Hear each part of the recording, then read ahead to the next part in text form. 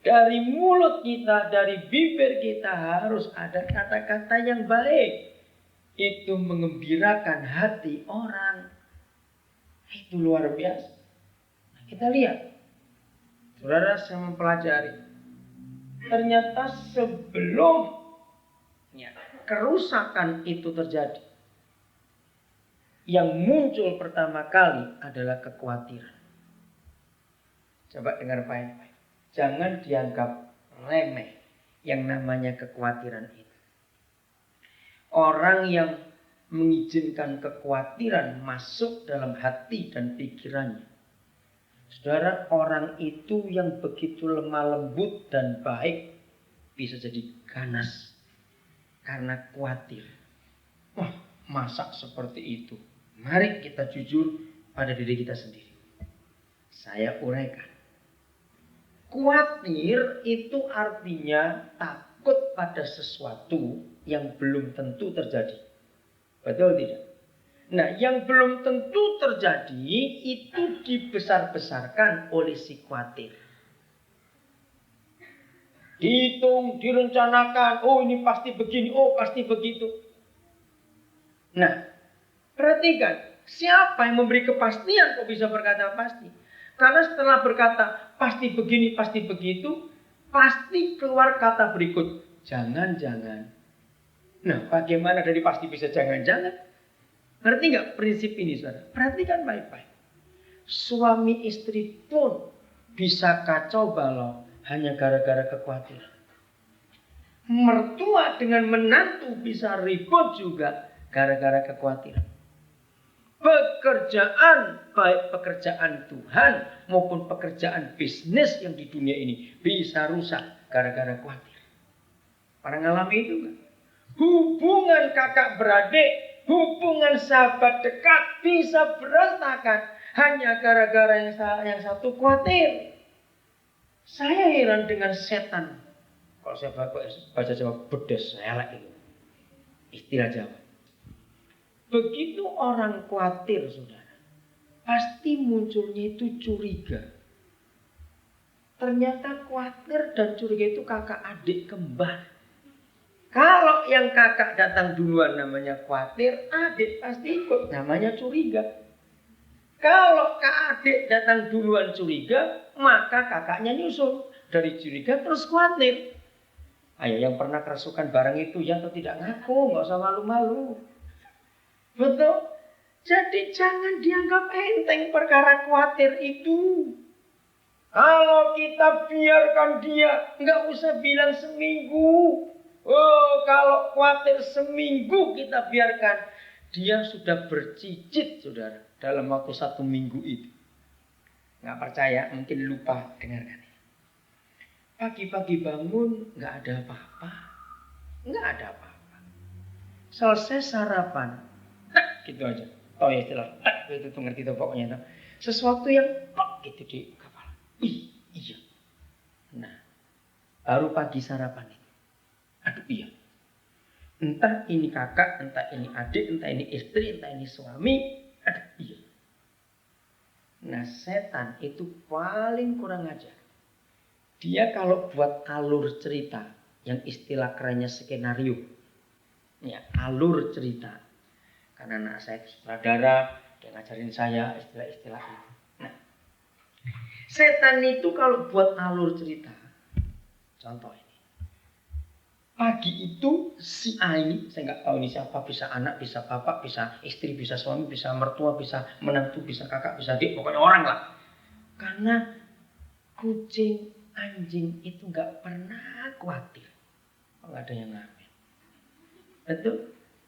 Maka itu anjing tidurnya bisa enak, di mana-mana tidur. Karena binatang itu nggak pernah khawatir. Betul nggak? Makan apa saja. Nggak takut sakit perut itu? Loh, kok nggak ngerti ya? Ngerti nggak maksudnya? Jadi maksud saya begini loh, supaya ngerti. Kalau kita yang sekolahan bisa baca tulis masih khawatir, apa nggak malu sama anjing dan kucing? Itu maksud saya. Yang nggak sekolahan aja bisa nggak khawatir, nggak takut dalam hidup. Kenapa kita mesti khawatir? Nah ini alur cerita. Tek, masuk sesuatu. Belum sempat ngomong. Nah, jam 10 tiba-tiba ada telepon. Ya ini alur cerita ini. Misalnya, jam 10 telepon. Loh, nyambung. Yang tek tadi pagi, kok ada telepon sekarang? Wah, bener dah. Nah, jam 12 datang berita lagi. Wah, jangan-jangan. Betul, ngerti nggak cerita ini, saudara? Nah, sebetulnya nggak begitu alur ceritanya. Cuma karena setan sudah mulai pagi-pagi. Dan dia yang buat itu semuanya. Saudara, khawatir yang belum 10 jam kita pelihara. Dia sudah berkembang begitu jauh. Betul? Nanti sore-sore datang fakta lagi. Kok nyambung semua ini ya? Wah, benar ini. Ngerti contoh ini, saudara? Berapa banyak terjadi dalam pekerjaan kita, dalam persahabatan kita, dalam rumah tangga kita. Ini kekhawatiran yang membuat orang itu jadi bungkuk, ada tekanan bebannya berat sekali. Dimulai dari perkara kecil namanya khawatir. Maka itu hari ini jangan cuma sibuk dengan dosa perzinahan, benci, dendam, pembunuhan. Memang itu dosa gede-gede. Tapi sadari yang kecil namanya khawatir. Kan kita tahu, nggak mungkin ada orang kesandung gunung. Orangnya gede apa? Orang kesandung pasti kerikil. Yang kecil-kecil terjadi dalam hidup kita. Sampai orang itu bungkuk karena bebannya terlalu berat. Ternyata kekhawatiran itu beban dalam hidup, saudara. Kalau sudah khawatir, kalau sudah curiga, wah sudah rusak. Mau berbuat apa saja, hasilnya tetap salah dan negatif. Karena khawatir dan curiga sudah merusak, mengkamiri pikiran seseorang itu. Walaupun orang itu berbuat benar sekalipun, sudah tetap salah di mata orang khawatir dan curiga. Nah, ini yang membuat jadi bungkuk orang itu, bebannya terlalu berat. Tapi puji Tuhan, perkataan yang baik mengembirakan hati.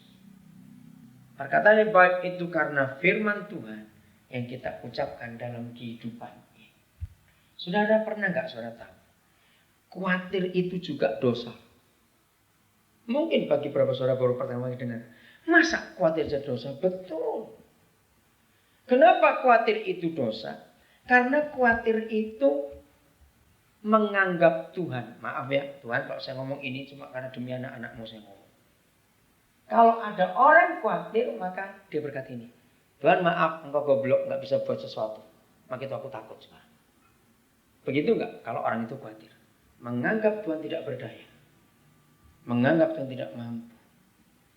Wih, luar biasa. Kurang ajarnya orang itu.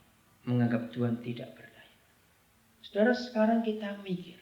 Enggak usah pakai Tuhan lah. Tapi pakai sebagai ilmu pengetahuan kita pun bisa mengerti betapa dahsyatnya Tuhan dan Bapa kita itu. Amin. Siapakah kita ini? Saya senang menggunakan logika anak-anak untuk belajar firman. Karena dengan menggunakan logika anak-anak, firman itu jadi gampang, gamblang, jelas, bisa dimengerti. Mari pakai logika anak-anak. Saudara percaya dunia bulat? Loh, tanya kok diam lagi. Nggak bisa bahasa Indonesia. Saudara tahu dunia bulat? Saudara percaya dunia bulat? Oke, percaya ya. Kalau saya tanya begini, saudara tahu nggak bahwa dia betul bulat? No, ya cepat jawab. Tahu tidak? Enggak. Tapi percaya tidak? Ya sudah. Nah, ini kan sebetulnya membingungkan. Tidak tahu tapi percaya. Kenapa bisa? Ya memang bulat. Ya kok tahu? Kan perlu ada bukti. Buktinya banyak. Ada siang, ada malam. Itu perputaran bumi ini. Lalu laut, horizonnya pasti Nggak sampai ujungnya sudah tahu ke sana. Dari mulut kita, dari bibir kita harus ada kata-kata yang baik. Itu mengembirakan.